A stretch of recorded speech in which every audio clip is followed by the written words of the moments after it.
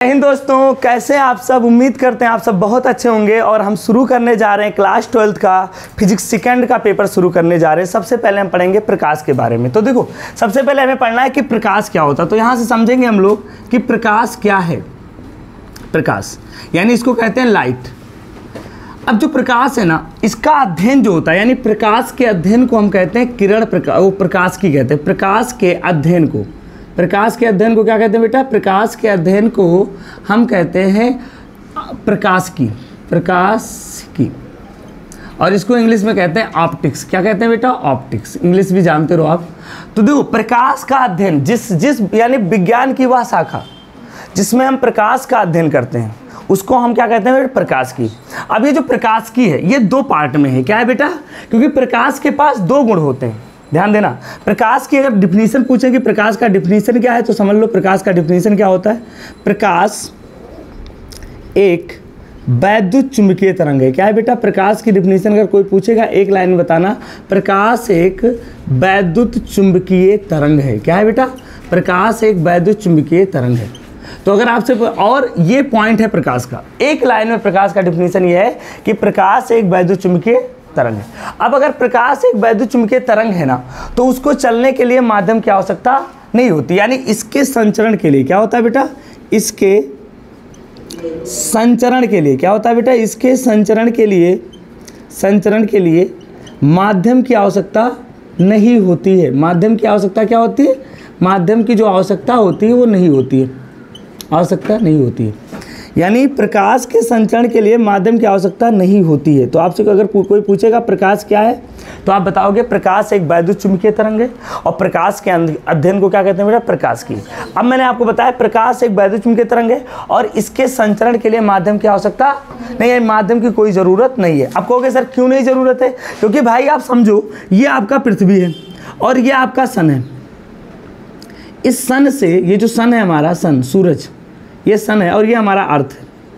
तो सन से अर्थ जो लाइट आ रही है ना, इसके बीच में यहाँ तो वायुमंडल है इतने में, लेकिन इधर क्या है? निर्वात, कुछ भी है, नथिंग। तो प्रकाश यहाँ से यहाँ कैसे आया? अगर प्रकाश को माध्यम की जरूरत पड़ती तो प्रकाश यहाँ से यहाँ नहीं आ पाता। जैसे मेरा साउंड है, साउंड भी एक वेव है, इसे कहते हैं यांत्रिक तरंग, क्योंकि इसको चलने के लिए ईयर की आवश्यकता। अगर यहाँ पर मैं ग्लास लगा दूँ मोटा सा, मैं चाहे जितना तेज बोलूँ आप तक सुनाई नहीं देगा। आप तक सुनाई, क्योंकि इसको चलने के लिए किसकी आवश्यकता है? मीडियम, यानी ऑक्सीजन को, इसको क्या बोलते हैं? हमारे साउंड को ले जाने वाला हमारे पास क्या है? मीडियम के पार्टिकल है, वही लेकर जाते हैं। लेकिन ऐसा कोई रिक्वायरमेंट प्रकाश में नहीं होता है। अब समझे। एक बात और है, प्रकाश के संचरण के लिए माध्यम की आवश्यकता नहीं होती, लेकिन प्रकाश का वेग माध्यम पर निर्भर करता है। क्या करता है बेटा? प्रकाश का वेग जो होता है, क्या होता है? प्रकाश का वेग माध्यम पर क्या होता है? माध्यम पर निर्भर करता है। ये बात आपको बहुत जरूरी है। और आप भी जानते हो कि माध्यम पर सबका वेग निर्भर करता है। तो प्रकाश का वेग माध्यम पर निर्भर करता है। जैसे मैं बताऊं, अभी आप वायु में चल रहे हो और फिर मैं आपको पानी में दौड़ा दूं, तो किस में तेज चलोगे? आप वायु में तेज चलोगे और पानी में स्लो हो जाएगा, क्योंकि वहां का माध्यम बदल जाता है। तो प्रकाश का जो वेग है वो माध्यम पर निर्भर करता है। ये पॉइंट हो गया। अब हम बात करेंगे, इतना तो ये प्रकाश के बारे में था। क्या था बेटा? प्रकाश के बारे में। अब हम समझने जा रहे हैं कि प्रकाश के प्रकार क्या है। जिसमें प्रकाश को अध्ययन करते हैं उसे प्रकाशिकी कहते हैं। तो प्रकाशिकी के दो प्रकार हैं। क्या है बेटा? प्रकाशिकी। तो हम बात करेंगे प्रकाशिकी क्या है। इसके दो प्रकार है। प्रकाशिकी यानी ऑप्टिक्स को दो भागों में बांटा गया है। और दो भागों में क्यों बांटा गया उसको भी बताता हूँ। जैसे इंसान के पास भी डुअल नेचर होता है, सामने कुछ और पीठ पीछे, ऐसे प्रकाश के पास भी डुअल नेचर है। यानी ये कण की भी तरह व्यवहार करता है और ये तरंग की तरह व्यवहार करता है। यानी प्रकाश के पास दो गुण पाए जाते हैं। क्या पाए जाते हैं? कभी ये कण की तरह व्यवहार करता है और कभी किसके तरह करता है? तरंग की तरह। यानी कभी तो ये सीधी रेखा में जाता है, कभी फैल जाता है। अभी आज तक आप हाई स्कूल में ये पढ़ते आएंगे कि प्रकाश सदैव सीधी रेखा में चलता है। भाई प्रकाश सीधी रेखा में चलता है और अपने पथ से विचलित भी हो जाता है, फैल भी जाता है। तो प्रकाश को इसीलिए दो भागों में बांटा गया है। एक प्रकाश का नाम है किरण प्रकाश की। क्या नाम है बेटा? इसे कहते हैं किरण प्रकाश की। किरण प्रकाश की होता है और एक होता है तरंग प्रकाश की। क्या होता है बेटा? अगर हमसे पूछा जाए तो दूसरा क्या है? तरंग प्रकाश की। तो प्रकाश को दो भागों में बांटा गया है। एक भाग है किरण प्रकाश की और दूसरा भाग क्या है बेटा? तरंग प्रकाश की। आप समझ गए? तो किरण प्रकाश की और तो प्रकाश को दो भागों में बांटा गया, एक है किरण प्रकाश की, दूसरा क्या है बेटा तरंग। बात समझ में। अब किरण प्रकाश की में क्या होता है, प्रकाश कण की तरह, जब प्रकाश किसकी तरह व्यवहार करता है बेटा, जब प्रकाश कण की तरह व्यवहार करता है। समझ में आ रहा है, जब प्रकाश किसकी तरह व्यवहार करता है, प्रकाश कण की तरह व्यवहार करता है। तो जब प्रकाश कण की तरह व्यवहार करता है तो उसको हम किस में लिखते हैं बेटा, उसको लिखते हैं हम किरण प्रकाश की में। अभी इंट्रोडक्शन हो रहा है। तो जब प्रकाश कण की तरह व्यवहार करता है तो उसे हम क्या कहते हैं, किरण प्रकाश की। दूसरा क्या है, जब प्रकाश तरंग की तरह व्यवहार करता है। क्या करता है बेटा, जब प्रकाश जो होता है, प्रकाश किसकी तरह व्यवहार करता है, प्रकाश तरंग की तरह व्यवहार करता है, तरंग की तरह व्यवहार करता है। तो प्रकाश दो तरह से व्यवहार करता है, एक कण की तरह और दूसरा क्या होता है, तरंग। अब जब प्रकाश कण की तरह व्यवहार करता है तो कुछ घटनाएं होती हैं इसमें, यानी प्रकाश को हम मानते हैं कि एक सीधी रेखा में जाता है। कहाँ जाता है बेटा, एक सीधी रेखा। जब प्रकाश कण की तरह व्यवहार करता है तो हम मानते हैं प्रकाश एक सीधे पथ पर चलता है, जिसे किरण कहते हैं। क्या कहते हैं, यानी इसमें प्रकाश क्या होता है, इसमें प्रकाश कणों के समूह में सीधे पथ पर चलता है। इसमें प्रकाश क्या होता है, कण के समूह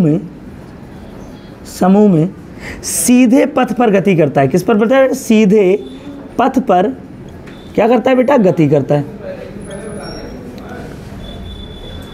यानी जो किरण प्रकाश में, इसके प्रकाश क्या होता है, सीधे पथ पर, और इसके जो इसका जो सीधा पथ है, इसका क्या है बेटा, जो सीधा पथ है, उस सीधे पथ को हम क्या कहते हैं बेटा, किरण कहते हैं। क्या कहते हैं, प्रकाश के पथ को, प्रकाश के पथ को क्या कहते हैं। अगर तुमसे पूछे प्रकाश का पथ, तो प्रकाश के पथ को हम कहते हैं बेटा किरण कहते हैं। आप समझ गए ना ये बात, यानी ऐसे होता है, एक सीधी रेखा बनाते हैं। अब बात समझ में आ गई आपको।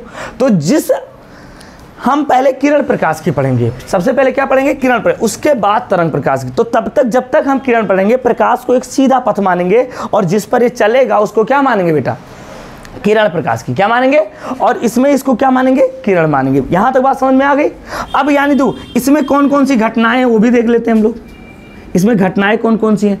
तो ये जो किरण प्रकाश की है, इसमें क्या होता है, इसमें जो होता है बेटा प्रकाश का परावर्तन। क्या होता है, प्रकाश का पहला घटना क्या है, प्रकाश का परावर्तन। इसमें कौन सा होता है बेटा, प्रकाश का परावर्तन होता है।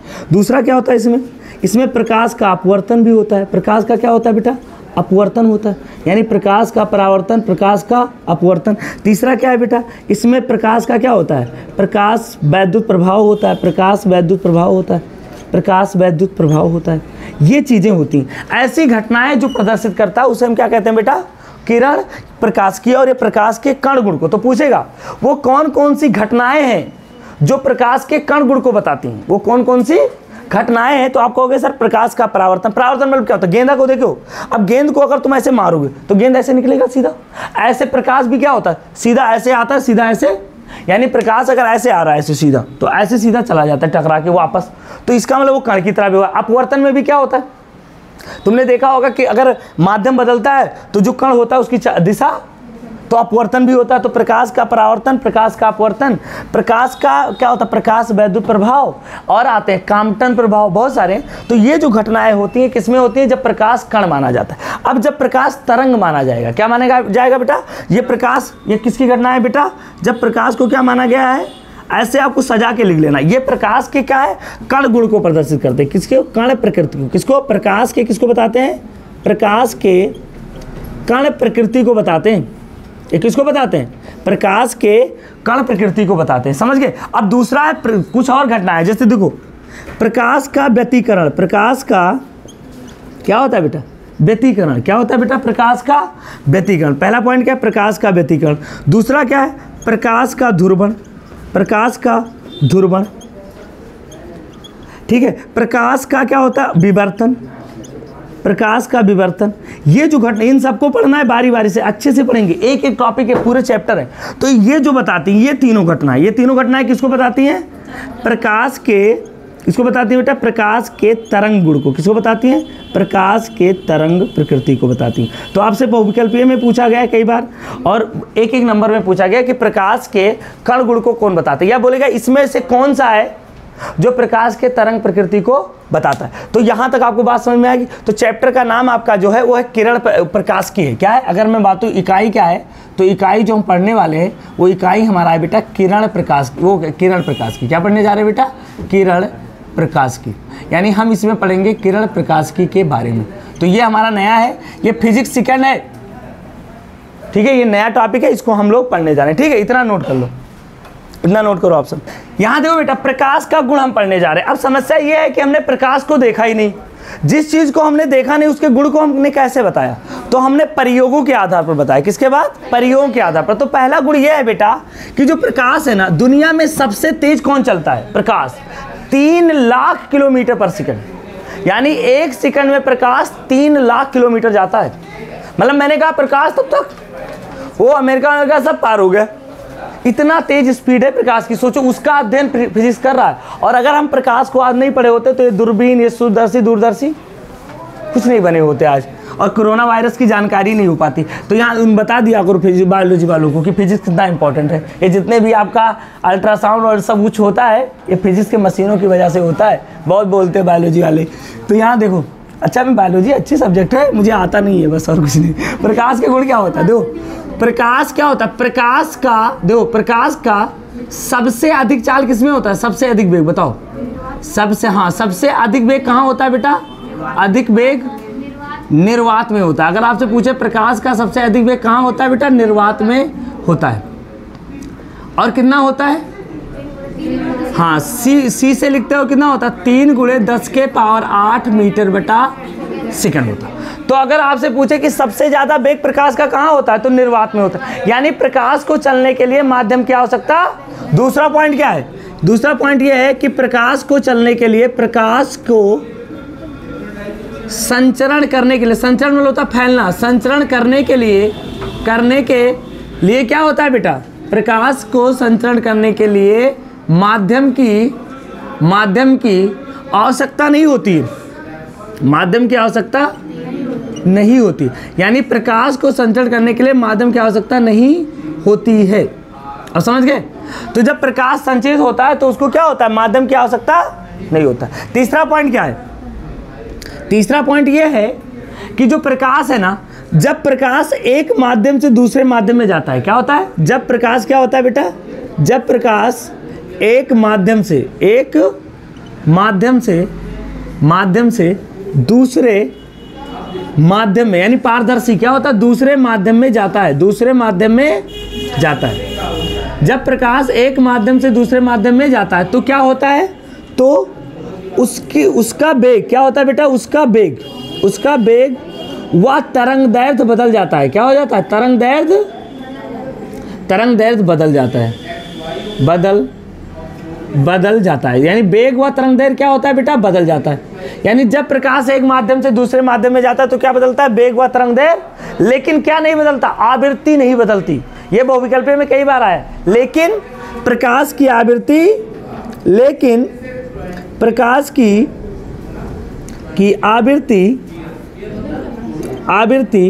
व फोटान की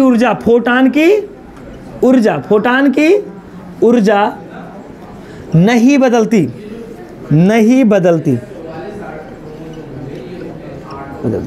तो ये पॉइंट हो गया। अच्छा, प्रकाश 2 तरह से व्यवहार करता है। क्या करता है बेटा?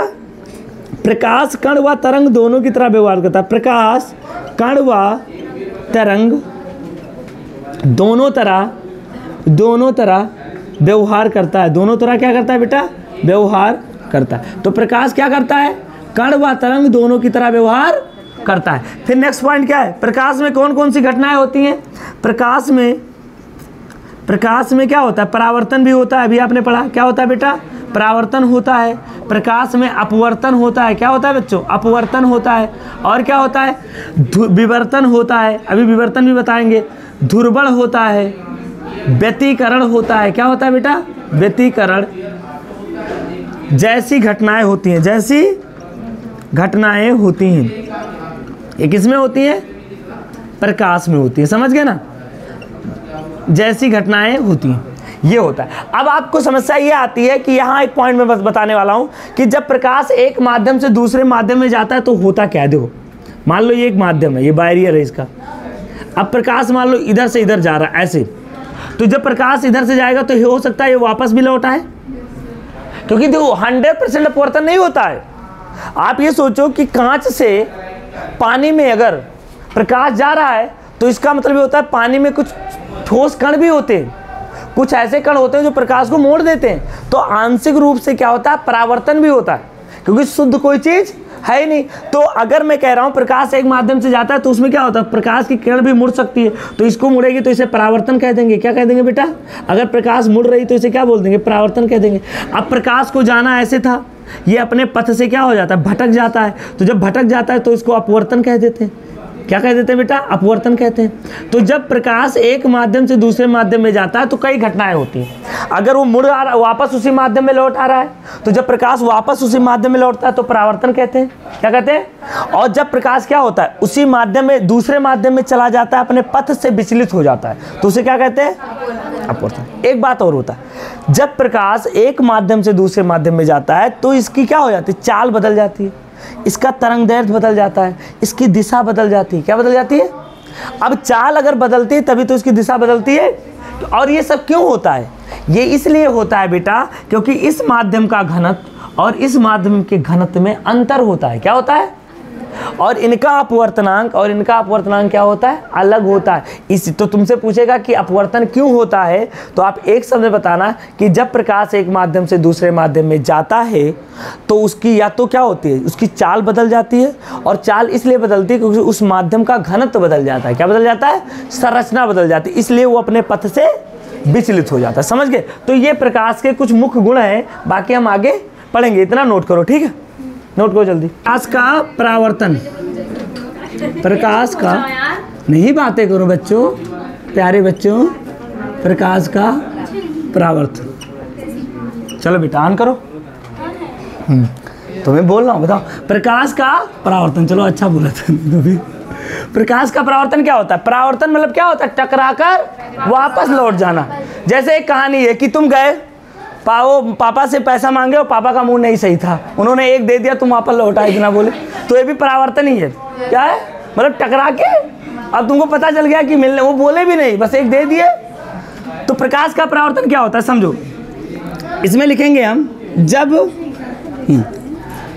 जब प्रकाश किरण, लिखो बेटा, जब लिखो साथ में लिखो आप लोग, जब प्रकाश किरण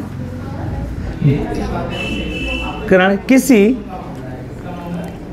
क्या होता है बेटा, क्या होता है, किसी चिकने सतह पर, क्या होता है बेटा, चिकने सतह पर पड़ती है। जब प्रकाश किरण क्या होती है, किसी चिकने सतह पर पड़ती है तो टकरा कर, तो क्या होता है बेटा, टकरा कर उसी माध्यम में वापस लौट आती है। उसी माध्यम में क्या होता है, उसी माध्यम में टकरा कर उसी माध्यम में वापस लौट आती है।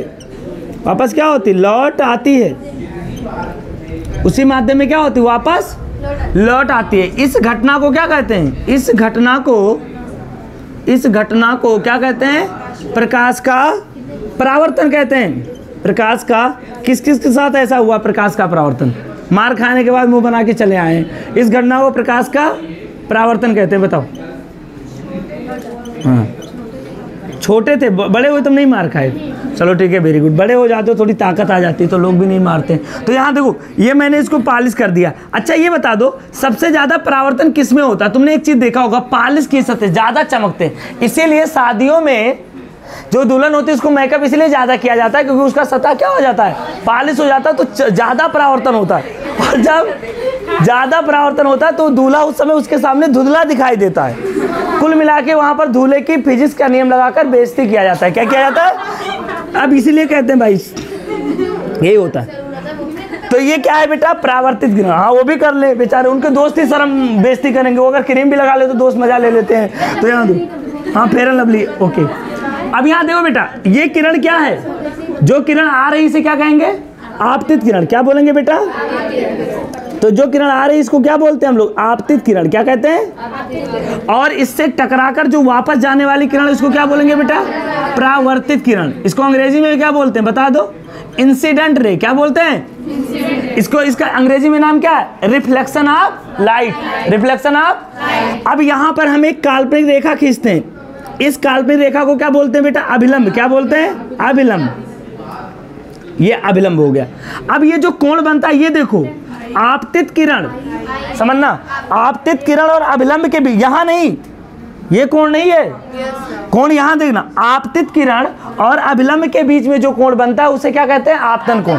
और देखो, परावर्तित किरण और अभिलंब के बीच में जो कोण बनता है उसे क्या कहते हैं बेटा? परावर्तन। बात समझ में आ गई? उसके बाद ये जो बिंदु होता है जहां पर ये लोग, जहां से, जैसे मैंने कहा कि वो जगह तुम गए, पापा ने खींच के यहाँ मारा, तो यहीं से तुम वापस लौट गए, समझ गए? तो वो जगह होता है आपतन बिंदु। क्या होता है बेटा? आपतन बिंदु। क्या होता है? ये आपतन। और ये क्या है? ये परावर्तक पृष्ठ है। क्या है? ये दर्पण भी हो सकता है। क्या हो सकता है? परावर्तक पृष्ठ। ये समतल दर्पण भी हो सकता है। तो अब यहाँ देखो, अब एक बात ये बताओ, तुम्हें लोग बताओ, अगर मैं इस प्रकाश की किरण को ऐसे ऐसे करके सीधा कर दूं, इस प्रकाश की किरण ऐसे आ रहा था, ऐसे आ रहा, ऐसे आ रहा, अब एक बार इस अभिलंब पर ही आ जाए, मान लो प्रकाश की किरण किस पर आ जाए? अभिलंब पर। तो जब अभिलंब पर आएगी तो उसी पर वापस लौट जाएगी। यानी प्रकाश की किरण अगर पृष्ठ के साथ 90 कोण बना रही, क्या बना रही है? तो यहाँ पर कोण आई और कोण आर क्या होंगे? 0 होंगे। तो जब प्रकाश अभिलंब पर आएगी तो उसी पर वापस लौट जाती है। क्या होती है? तो तुमने देखा होगा कि दोपहर में सूरज हमें सफेद दिखाई देता है।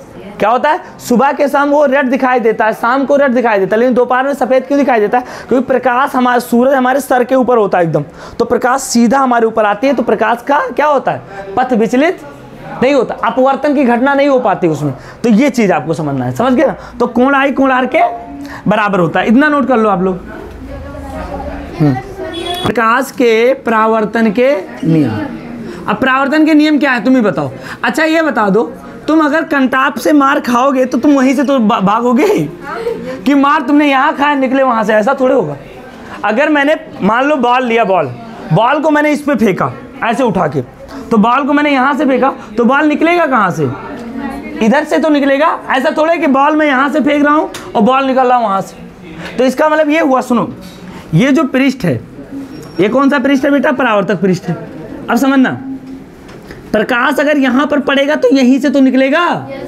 तो ये कहने का पॉइंट ये है कि आपतित किरण, परावर्तित किरण और आपतन बिंदु पर जो अभिलंब डाला जाएगा, क्या डाला जाएगा बेटा? आपतन बिंदु पर अभिलंब, ये तीनों क्या होंगे? एक ही तल में होंगे।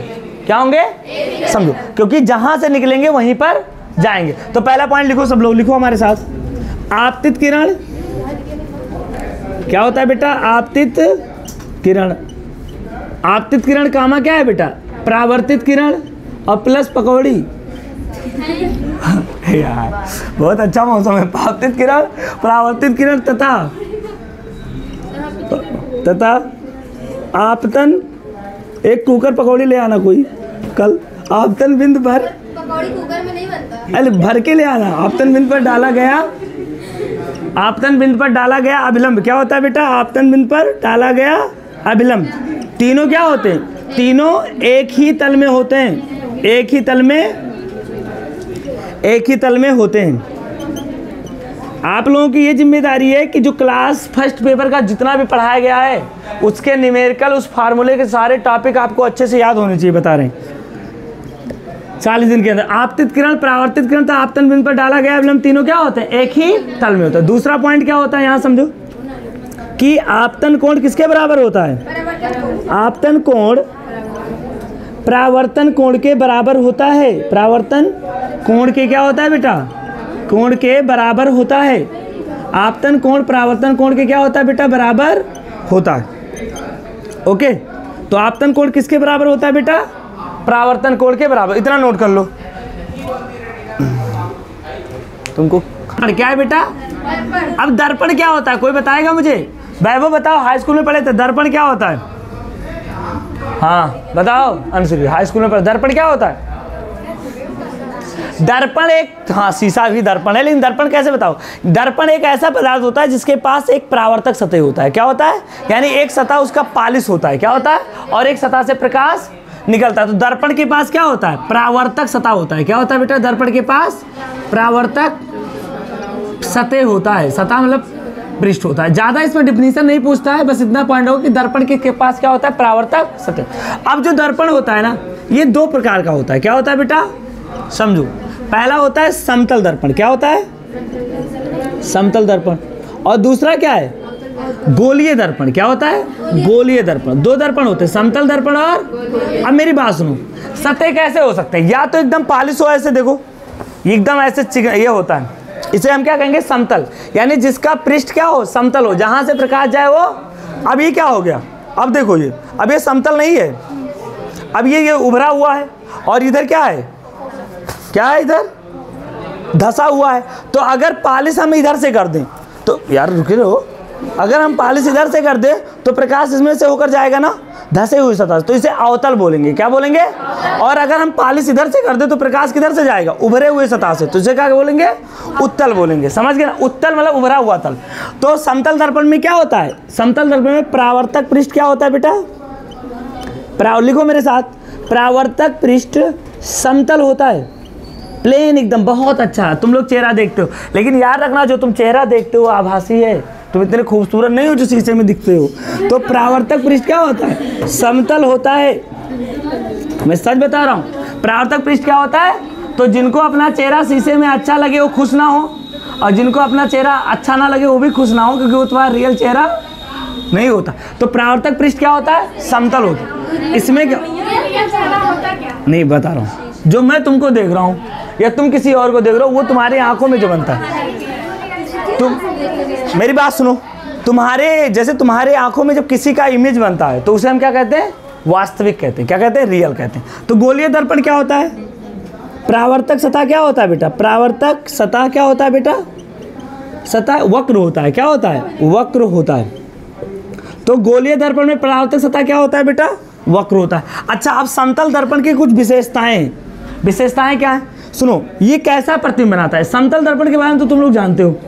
ये क्या, यह सदैव कैसा बनाता है बेटा, यह सदैव सीधा व आभासी प्रतिबिंब बनाता है। यह सदैव सीधा व क्या बनाता है, आभासी तथा वस्तु के बराबर प्रतिबिंब बनाता है। क्या बनाता है, वस्तु के बराबर प्रतिबिंब बनाता है।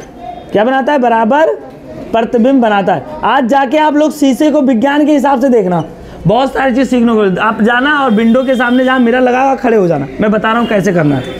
यह सदैव सीधा व आभासी तथा वस्तु के बराबर प्रतिबिंब बनाता है। ओके, और क्या करता है ये, इसकी जो फोकस दूरी होती है बेटा ना, वो अनंत होती है। इसकी फोकस दूरी क्या होती है, इसकी फोकस दूरी अनंत होती है, जिसका अंत ना हो, अनंत होती है। अगर फोकस दूरी अनंत होगा तो वक्रता त्रिज्या भी क्या होगा, अनंत होगा। यानी यह बराबर इनफाइनाइट, और आर बराबर भी क्या होता है बेटा, आर बराबर इनफाइनाइट। इसकी जो आवर्धन क्षमता होती है वो +1 होती है। इसकी आवर्धन क्षमता क्या होती है, बात नहीं, इसकी आवर्धन क्षमता क्या होती है बेटा, +1 होती है। इसकी आवर्धन क्षमता क्या होती है, आवर्धन क्षमता क्या होता है, +1 होता है। और क्या होता है, अच्छा, आपको अगर समतल दर्पण में पूरा प्रतिबिंब देखना है तो उससे आधी ऊंचाई पर खड़ा होना पड़ेगा। कैसे, देखो मैं बताता हूँ, समझाता हूँ थोड़ा। देखो, ये मेरे पास मान लो समतल दर्पण है। क्या है बेटा, मान लो, क्या है, कोई किसी के पास दर्पण है, हम तो रखते ही नहीं है। तो यहाँ दो, सुनो, अगर मुझे इसको पूरा देखना है तो मैं अगर इतने हाइट पर खड़ा कर दूंगा आधे पर, तो भी इसमें इमेज क्या बन जाएगा, पूरा बन जाएगा। ऐसा आप प्रयोग करके देख सकते हो। यानी पूरा प्रतिबिंब देखने के लिए दर्पण से आधे ऊंचाई तक खड़ा होना पड़ेगा। क्या करना पड़ेगा, यानी पूरा प्रतिबिंब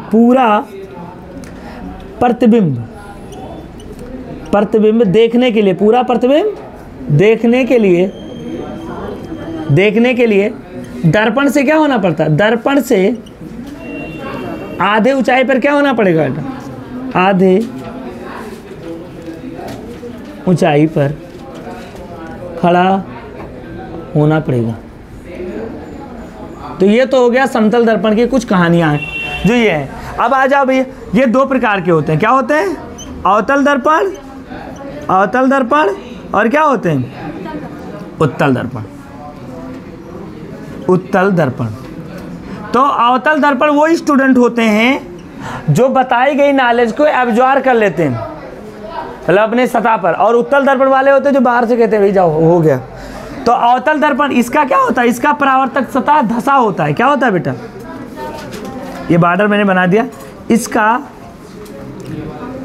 परावर्तक पृष्ठ क्या होता है, परावर्तक पृष्ठ अंदर की ओर क्या होता है बेटा, अंदर की ओर